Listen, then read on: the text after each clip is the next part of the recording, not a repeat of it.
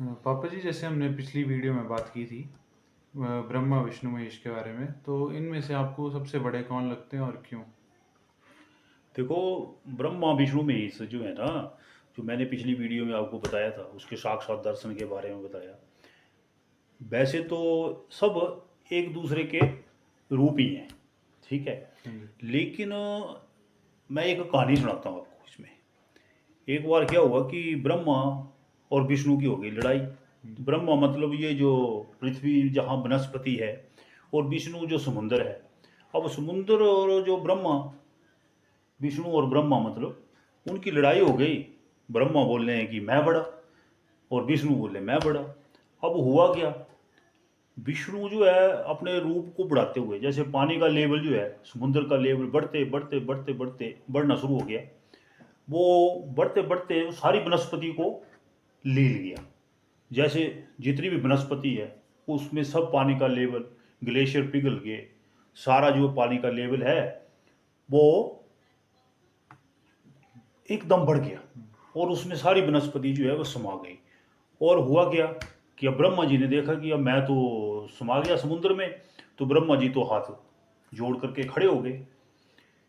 लेकिन कुछ भाग जो था, जो बड़ी बड़ी चोटियां हैं हमारी पहाड़ों की, जैसे जिन पहाड़ियों की हम पूजा करते हैं, जिन पहाड़ियों में हम शिव जी का वास मानते हैं, जैसे कैलाश पर्वत हैं, जैसे मणि महेश की चोटियां हैं, किन्नर कैलाश हैं, ये जैसे जो जिन चोटियों की हम पूजा करते हैं, वहाँ समुद्र जब पहुंचा तो समुद्र जो है अपनी लहरों को बलपूर्वक उठा रहा था, पर वो उन चोटियों के ऊपर ना पहुंच पाए।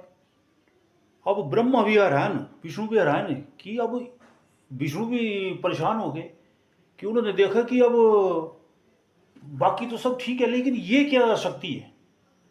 तो फिर उन्होंने हाथ जोड़ करके ब्रह्मा और विष्णु ने ध्यान किया कि महाराज आप साक्षात सामने आइए कि कौन है आप।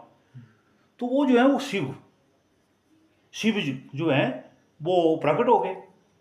और फिर वो दोनों खड़े हो गए, ब्रह्मा और विष्णु हाथ जोड़ करके कि महाराज हम तो आपस में लड़ रहे थे एक दूसरे के लिए, लेकिन यहाँ तो हमारे से भी बड़ी शक्ति है। तो ये कहानी जो है इसका मतलब ये है कि हमें ये पता चलता है कि जो हम जितनी चोटियों की हम पूजा करते हैं, वो चोटियाँ जो हैं वो जब प्रलय आती है तो समुद्र जो है तब उन चोटियों को लील नहीं पाता है। तो इस हिसाब से जो है वो शिव जो है वो सबसे ऊपर है। समझ गए ना आप बात हाँ को। जी। हाँ, तो ये छोटी सी कहानी से मैंने आपको बता दी है।